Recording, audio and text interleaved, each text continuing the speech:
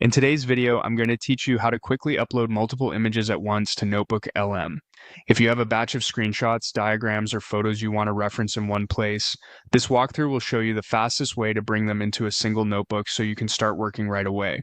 First, open your browser and head to NotebookLM.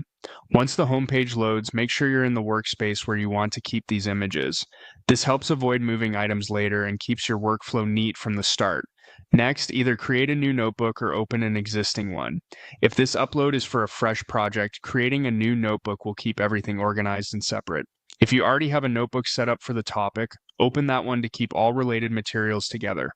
Give the page a moment to load so all the controls are visible before you continue. Inside your notebook, look to the left sidebar and find the option labeled Add Sources. This is where you bring in anything you want NotebookLM to reference, including documents and images.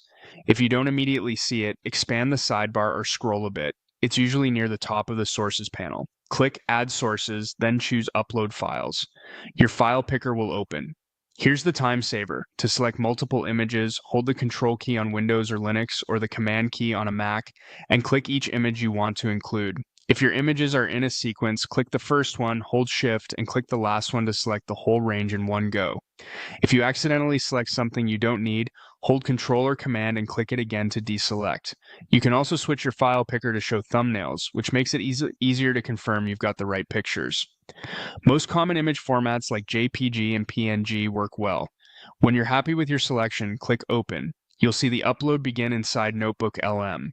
Keep the tab open while it processes. Larger files or long batches may take a few moments. As each image finishes, it will appear in your sources list within the notebook, confirming that it's ready to use.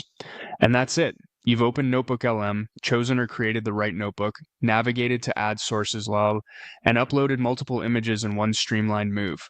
Now you can reference them, ask questions about their content, and keep your research or project flowing without interruption. Thanks for watching, and happy organizing.